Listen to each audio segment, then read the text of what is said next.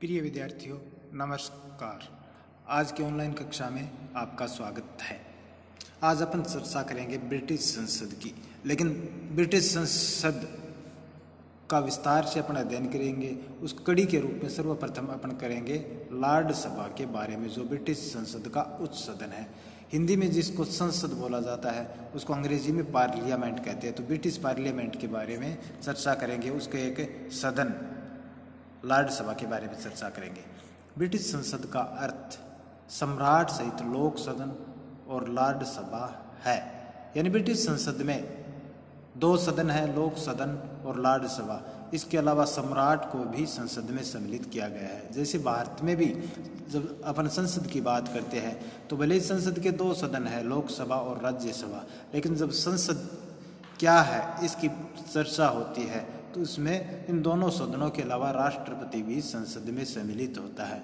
चूँकि ये एक अपने आप में महत्वपूर्ण प्रश्न है कि संसद में राष्ट्रपति या सम्राट को क्यों सम्मिलित किया जाता है, क्योंकि संसद कानून बनाने वाली संस्था है और कानून दोनों सदनों में पारित होने के बाद, विधेयक दोनों सदनों में पारित होने के बाद में, जहां भारत की बात होती है तो राष्ट्रपति के हस्ताक्षर होती है और ब्रिटेन में सम्राट के हस्ताक्षर होते हैं, तभी वो विधेयक कानून का रूप लेता है। इसलिए यहाँ ब्रिटेन में भी इन दोनों सदनों के अलावा सम्राट को भी संसद में सम्मिलित किया गया है।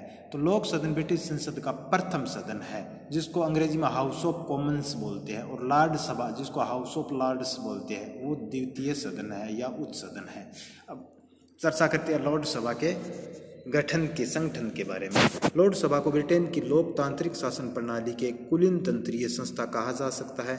लॉर्ड सभा की सदस्य संख्या निश्चित नहीं है। इसमें सम्राट प्रधानमंत्री की सिफारिश पर जितने नवीन सदस्य आवश्यक समझे नियुक्त कर सकता है। संवैधानिक सुधार कानून 2005 के बाद अब लॉर्ड सभा में केवल 3 प्रकार के सदस्य होते हैं। यानी भारत में जो राज्यसभा उच्च सदन है, द्वितीय सदन है, यहाँ सदस्यों की संख्या निश्चित है और उनके सदस्यों का निर्वाचन अप्रत्यक्ष प्रणाली द्वारा होता है। लेकिन ब्रिटेन में जो लॉर्ड सभा के सदस्य है उनका चुनाव नहीं होता, इसलिए उसको एक कुलीन तंत्रीय संस्था कहा गया है। लेकिन 2005 के बाद में लॉर्ड सभा में केवल 3 प्रकार के सदस्य ही होते हैं: आध्यात्मिक लॉर्ड, वंशगत या पैतृक पीयर और आजीवन पीयर।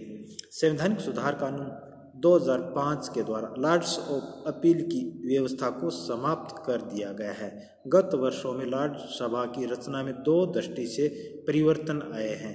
प्रथम, आजीवन पीयरेज अधिनियम 1958 के अंतर्गत व्यवस्था की गई है कि सम्राट महिलाओं को आजीवन पीयर बनाकर लॉर्ड सभा की सदस्यता प्रदान कर सकता है। यानी 1958 के अधिनियम द्वारा महिलाओं को भी लॉर्ड सभा में जो आजीवन पीयर है उस बनाने की व्यवस्था कर दी गई है। सम्राट महिलाओं को भी आजीवन पीयर बना सकता है, लॉर्ड सभा की सदस्यता प्रदान कर सकता है। द्वितीय सुधार अधिनियम से वंशगत सदस्यों की संख्या लगभग 12% रह गई है। यानी पहले, इस अधिनियम से पहले वंशगत यानी एक व्यक्ति की मृत्यु के बाद में उसके वारिस को स्वतः ही लॉर्ड सभा की सदस्यता मिल जाती थी।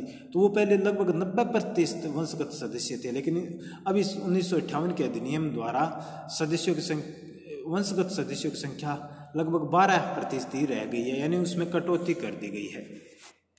अब इस लॉर्ड सभा का एक स्पीकर होता है, यानी अध्यक्ष।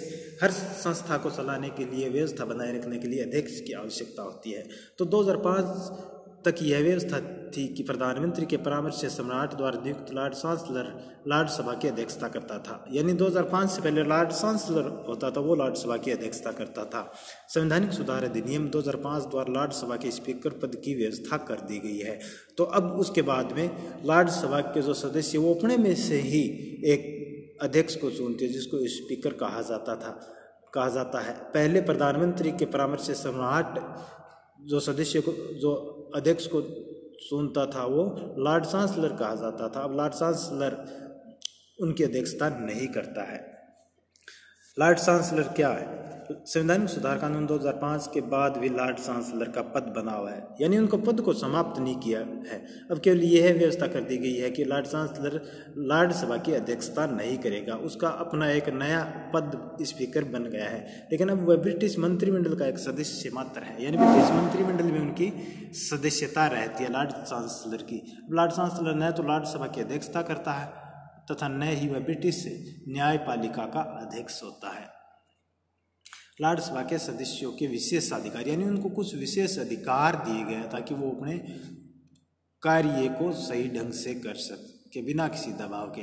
लॉर्ड सभा के अनेक परंपरागत विशेष अधिकार यद्यपि अब समाप्त धीरे धीरे कम कर दिए गए हैं, लेकिन अब भी इन्हें कुछ विशेष अधिकार प्राप्त है। लॉर्ड सभा के सभी सदस्यों को भाषण की स्वतंत्रता प्राप्त है, यानी जब वो लॉर्ड सभा का अधिवेशन चल रहा है तो उसमें भाषण की उनको पूरी तरह से स्वतंत्रता है। संसद के सत्र के समय उन्हें गिरफ्तार नहीं किया जा सकता और लॉर्ड सभा के सदस्यों को व्यक्तिगत रूप से सम्राट से सार्वजनिक विषयों पर वार्ता करने का भी अधिकार प्राप्त है, यानी वो सम्राट से भी सीधा व्यक्तिगत रूप से संपर्क कर सकते हैं लॉर्ड सभा के सदस्य। इस प्रकार उनको कुछ विशेष अधिकार दिए गए हैं। अब बात करते हैं अधिवेशन के बारे में। लॉर्ड सभा वेस्टमिंस्टर स्थित अपने वैभवशाली भवन में एकत्रित होती है। इसका अधिवेशन लोक सदन के अधिवेशन के साथ साथ ही चलता है। इसकी बैठकें मंगलवार, बुधवार और गुरुवार को होती है। बैठक के लिए गणपूर्ति 3 सदस्यों की उपस्थिति है, यानी लॉर्ड सभा का जो अधिवेशन होता है वो लोक सदन जो ब्रिटिश संसद का निम्न सदन है, प्रथम सदन है, उनके साथ ही साथ चलता है। लेकिन उनकी बैठकें सप्ताह में 3 बार होती है और बैठक की गणपूर्ति, यानी गणपूर्ति का तात्पर्य यह है कि एक बैठक का संचालन करने के लिए कम से कम कितने सदस्य होने चाहिए। तो यहाँ लॉर्ड सभा के संचालन के लिए मात्र 3 सदस्यों की उपस्थिति अगर हो जाती है तो लॉर्ड सभा का अधिवेशन चल सकता है। भारत में गणपूर्ति के लिए उस संबंधित सदन की कम से कम 10% सदस्य होती है, तभी वो गणपूर्ति पूर्ण मानी जाती है और अधिवेशन आगे सेशन चलता है। परंतु किसी विधेयक को पारित करने के लिए कम से कम 30 सदस्य होने की आवश्यकता होती है, यानी जब किसी विधेयक पर विचार विमर्श चल रहा है तब कम से कम 30 सदस्य होती है, तभी विधेयक पर वो चर्चा कर सकती है। भले ही गणपूर्ति 3 सदस्य होने से उनका सत्र चल जाता है, लेकिन विधेयक के लिए कम से कम 30 सदस्यों की उपस्थिति आवश्यक है, तभी वो किसी विधेयक पर चर्चा करते हैं। तो इस प्रकार आज हम लॉर्ड सभा के बारे में पढ़े हैं कि लॉर्ड सभा क्या है, लॉर्ड सभा के सत्र कैसे चलते हैं और लॉर्ड सभा की क्या स्थिति है, क्या विशेषाधिकार है आदि के बारे में चर्चा की। जो पहले जो लॉर्ड सभा की व्यवस्था थी उसमें बहुत सारा परिवर्तन आ गया 1958 के संवैधानिक सुधार कानून द्वारा और सन 2005 के संवैधानिक सुधार कानून द्वारा। तो उसके बाद में धीरे धीरे जो एक कुलीनतंत्रीय संस्था थी उनका धीरे धीरे कमी आ रही है और सदस्य जो पहले वंश परंपरागत सदस्य हुआ करते उनके सदस्य संख्या में भी कमी आ रही है। तो आज अब लॉर्ड सभा के बारे में चर्चा की। अब अगली बारी में ब्रिटिश पार्लियामेंट के प्रथम सदन या जिनको निम्न सदन कहा जाता है, हाउस ऑफ कॉमन्स यानी लोक सदन के बारे में चर्चा करेंगे। उसके गठन के बारे में, उनकी शक्तियों के बारे में आदि के बारे में चर्चा करेंगे। धन्यवाद।